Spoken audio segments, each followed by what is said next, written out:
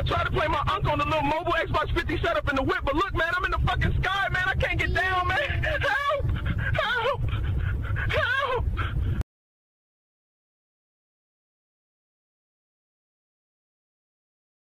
Put a rec.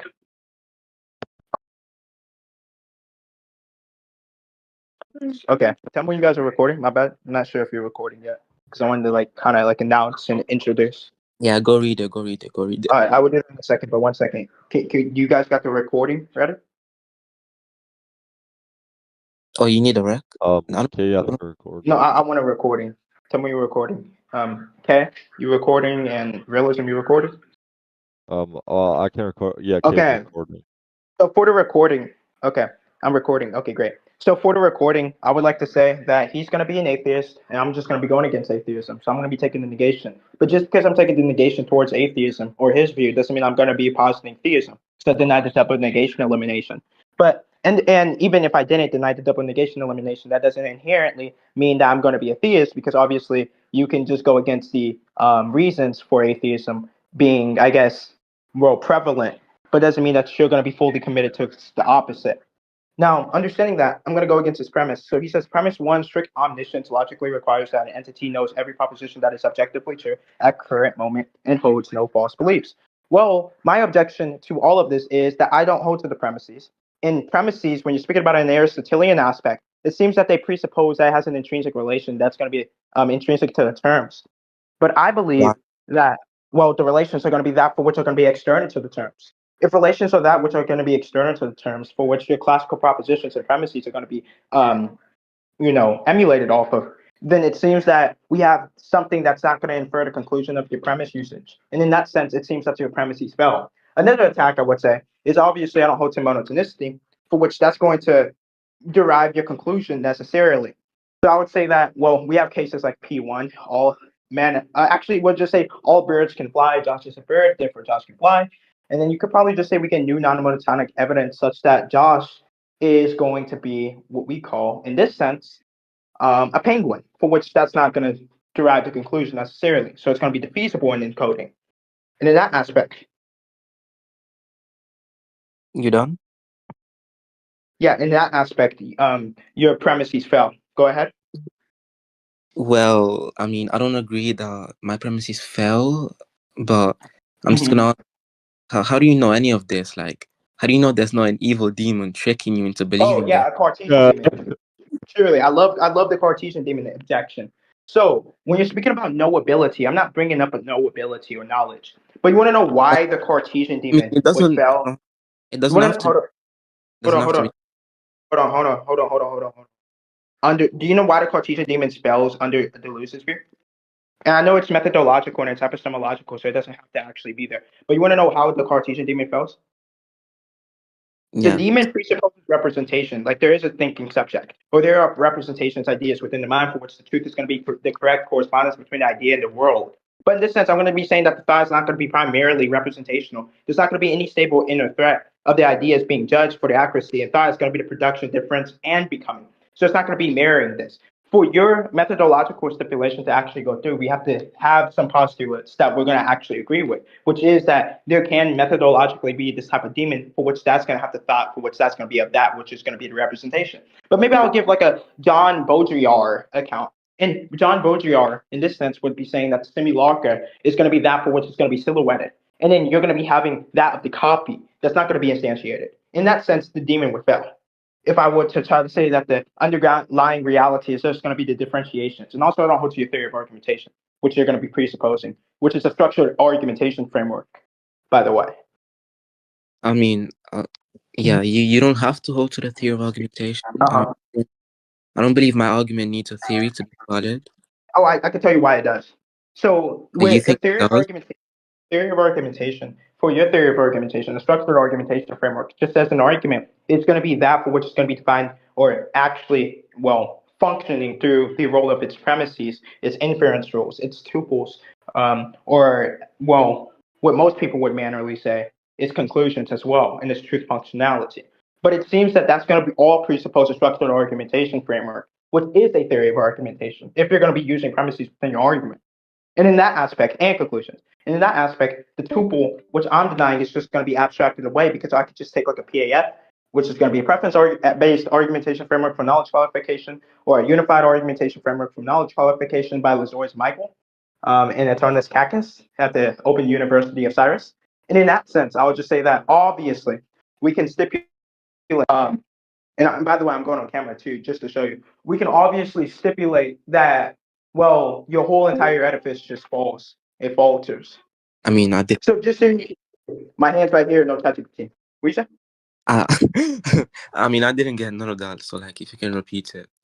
Yeah, I can go ahead. So I can take like a In framework. Oh, I could be layman taking like a terms. unified. Slow down.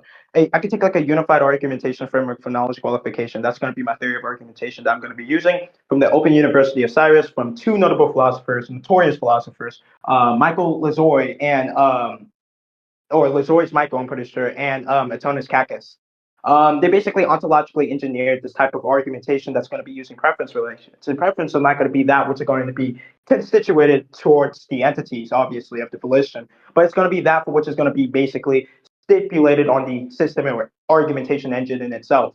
Now, understanding that we have this type of argumentation framework, which is going to be used from knowledge qualification, given the org chess model, would probably just say that the Dung abstract argumentation framework in semantics that I'm going to be using, baked in from the extensional model or the preference argumentation framework, is going to be that which is going to be prevalent, which also doesn't prefer your conclusion because you're using a structured argumentation framework, maybe like ASPIC plus, but that's just one of them. You could probably be taking like an Aristotelian model. You could be taking, I don't fucking know, maybe even a Phrygian model of how they make argumentations. It really doesn't matter.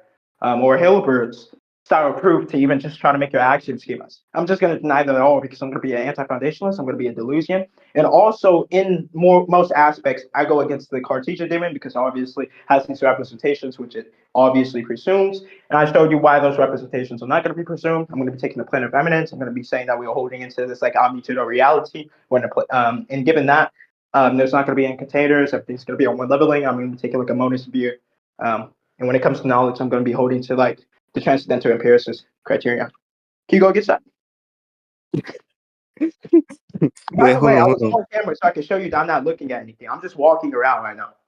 By the way, I didn't say you were using anything. I know. I'm just showing you that you cannot try to say I'm using any ChatGPT. But go ahead.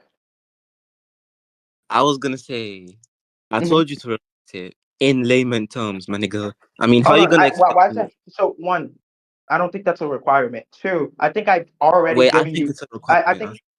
Hold on. You can give an argument for that in a second. But two, and I also prove your argumentation framework. Two, I want to also say, yeah. So I think I did give a little bit of reduction on insofar to the meaning usage that was complex, but I don't think you could fully give too much of a reduction. And I don't see why it's the possibility, or why I would even take it possible, or even take it plausible that you can put it in layman terms. Go ahead. What's the argument for that? Okay, I'll just say this. Under my view, right, I just think argumentation is going to be like a verbal or social or rational activity aimed at convincing a reasonable critic. Yes. Aimed at convincing a reasonable critic of the acceptability of a standpoint. So, if under my view, your aim is gonna be to convince a reasonable critic. No, I don't have to go to that. What's the argument for actually, what's the justification and motivation for pragma dialecticalism? I would say that you would lose insofar to self demonstrativeness. So let's say we have somebody that doesn't even understand anything that you're basically stipulating because they're like low IQ, and then the conviction of them is just not going through. I don't think that that's going to make my argumentation or any type of inferencing that I'm using incorrect or not true in this sense, or just not acceptable if you want to use acceptability conditions over truth conditions of the very argument in its own edifice, because then that person cannot still be preceded, but then you can have another person for which that's going to actually be a precursor to that person, for which they can understand what I'm saying. And in that sense, in aspect, it seems that it's not going to be strictly determined by the person or the interlocutor to understand it for that argument to be understood or for that argument to be true in itself, because you could probably have a prioristic type of commitments. Or you could just say that's all in one grounding. There's no a priori, no synthetic, no analytic, and it's all going to be dissolving into one edifice, for which that apparatus is going to be the preference based argumentation framework, given the preference stipulation of the demonstrative, given the ontological engineering. You want to go against that? I was gonna say, what do you mean by justification? Like, what do you take as Oh, my justification? theory. I just told you I was an anti-foundationalist. I told you this earlier. That's my theory of justification. That's your theory? That's my theory of justification. Yeah. You know what anti-foundational? I'm just saying that justification, so not that, which is going to probably be terminating. I can, if you want, I believe justification is that which is produced because I'm like a delusion. Is that which is what? Hold Produced? on. 1 second. My mom's texting me. What do you mean by produced? It's produced by the differentiation. It's secondary.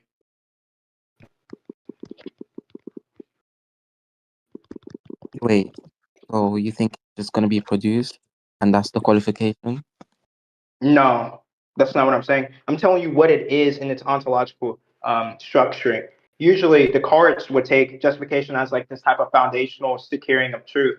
But under my view, I'm just taking justification as well. It's justification as production. So it's the functional success of a belief within a network of relations in that sense. But I'm just telling you that its origin is an imminent, is more so imminent evaluation within a system of relations without any appeal to any external grounding.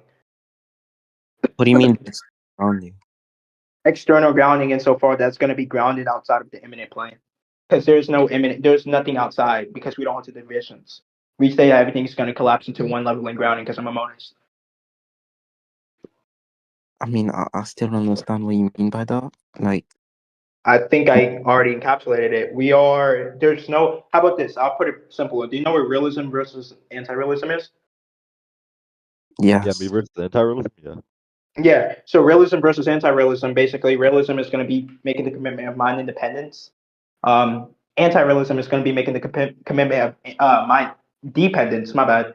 And in this sense, I'm going to say nothing's going to be mind dependent or mind independent because everything was in one ground. The mind independent and the mind dependent was all a same fold or one fold of the same paper. And in that aspect, it seems to be the fact that it deterritorializes into one unity, one leveling grounding. So I don't hold to mind dependence or mind independence. I mean, how does that Give different impermanence. how how does that relate to the relevant points we just discussed? Yeah, I just told you. So it relates insofar to the external grounding. External grounding is just that which is outside and not fully intrinsic, right? It's not that for which is intrinsic, but it's that which is outside. But if you're going to be saying the outside is just a fold inwards of the inside, for which the inside is just a fold in. I mean, the inside is a fold inwards of the outside, and they are all of one plane. That's what I meant to say. My bad.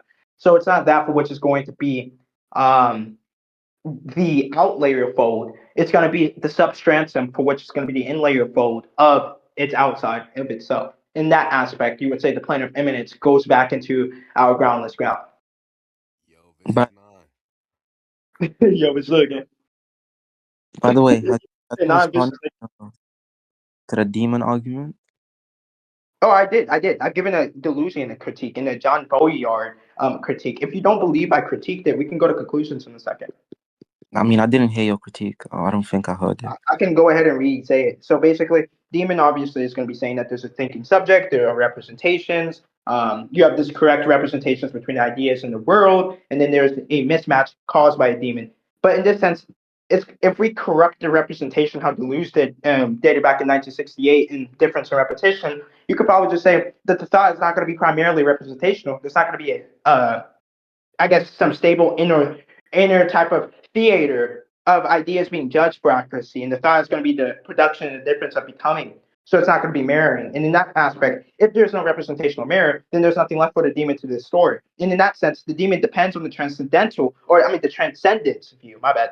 But I could take like a transcendental view, for which we can just say that in this sense, there's not going to be an external judge. There's not going to be a view from nowhere, and everything is going to be immanent within the processes in itself. In that sense, demon would only make sense if there is a true world behind the hidden, which Deleuze is going to deny that split entirely because he doesn't take like a John Boyard view, for which you're just taking the simulacrum and copies.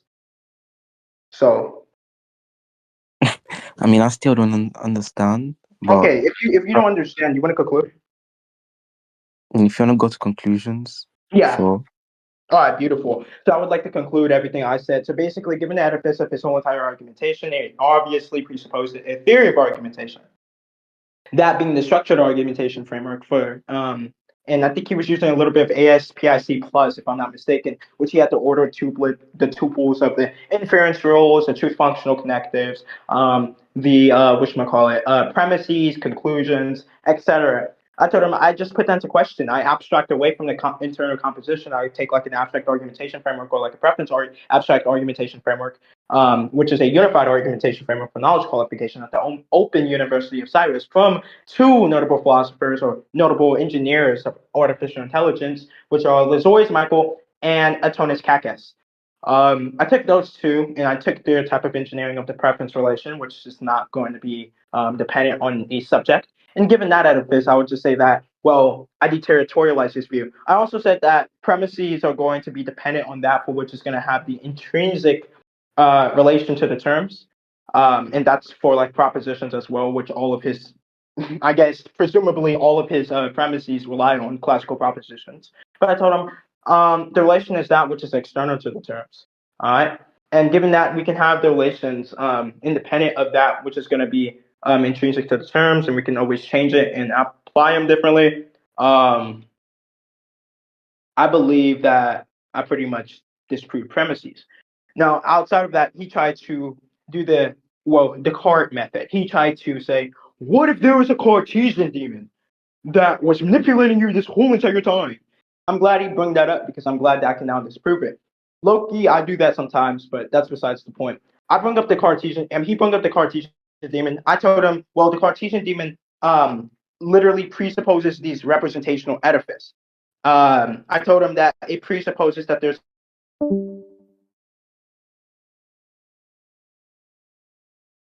Hello? Did he leave? Nigga? Like what? I think he accidentally left. Why did he leave? He might have to rejoin. He probably got a car or something. I Well, mean, were you tracking? Were you tracking realism? yeah. You understood what he said? Wait, what? You understood what he said? Yeah, he was talking about the demon being obviously is going to the basically saying that thinking is going to be subject to representations. You have to correct the representation, and therefore between ideas and orders, mismatch caused by a demon. But in this sense, we correct the representation. How do Bro, okay, tell me, where does your rec end? Like when I left the VC? that nigga is Okay. gone? All right, wait. Start recording now and do new conclusions real quick. And Yeah. So you got you recording? Are you recording? Realism. Really? when I know okay, you're is recording. Okay. K is recording. Okay, we got that on rec. All right. All right. So basically, to conclude the debate, basically, I went against propositions, classical propositions, which I believe his premises presumed.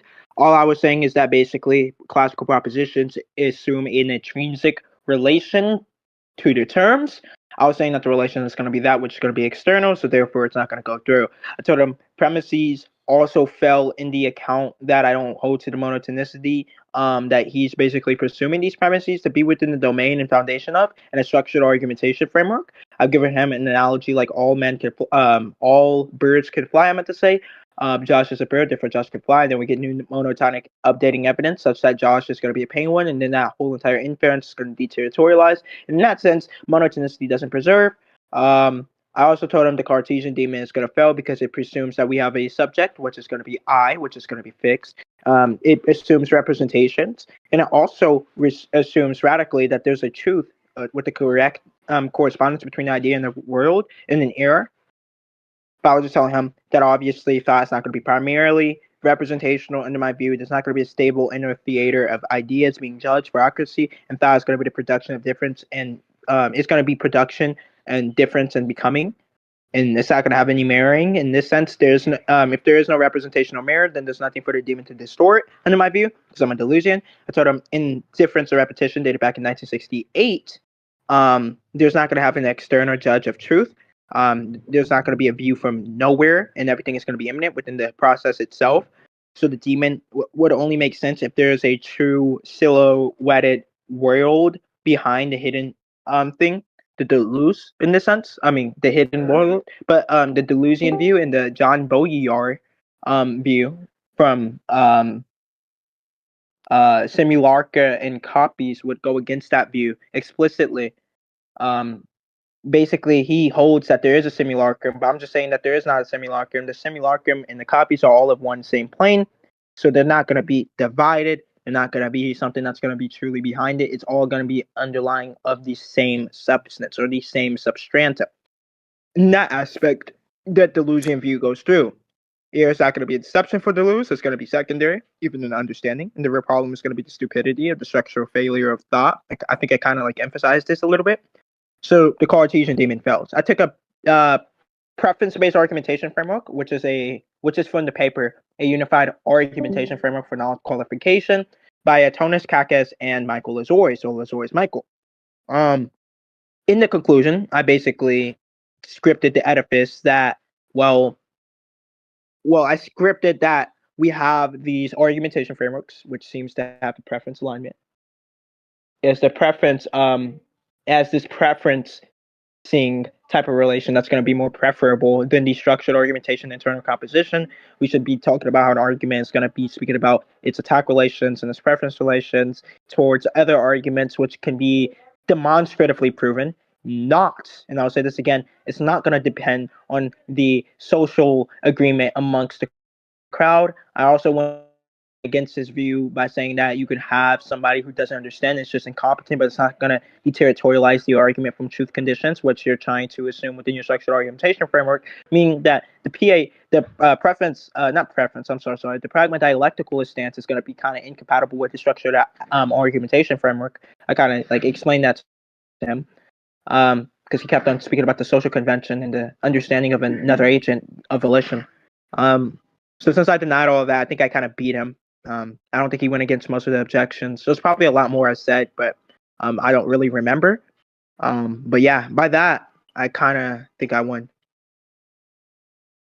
All right, Killuaa, go ahead. Okay, so yeah, within my view, I established the pragma dialectical theory of argumentation. I mean, he says he went against it, but I didn't hear it. So, yeah, within the view, argumentation is just going to be like a activity aimed at convincing a reasonable critic of the acceptability of a standpoint. So, like I said earlier, he kind of failed to illustrate his point reasonably to the opposing interlocutor. Yeah, which is the reason why I think his argument wasn't he kind of failed to establish his argument well within the dialectic. That's my conclusion. Judgment, so we can just put this on YouTube and get done. My conclusion is that well, I mean, the verdict was a little self-evident at because of empirical glances. Because I'd say I give verdict to mainly Kel because Kel, I mean, he basically just demonstrated the substance and dialectical. Who's Kel for the rec, by the way? Kel for the rec, he's a faggot named Flo. Anyways. Shut the fuck up, faggot. Okay, go ahead. Anyway, yeah, it's pure becoming, and I'd say the goal is mainly, I mean, the debate itself is directed towards Kel. As I said before, I mean, he just put forward more burdens and he posited better affirmations and he had a coherent stance towards the debate, which he did justify all of the affirmations. So, I mean, yeah, I'd give the debate to Kel. AKA full of, yeah.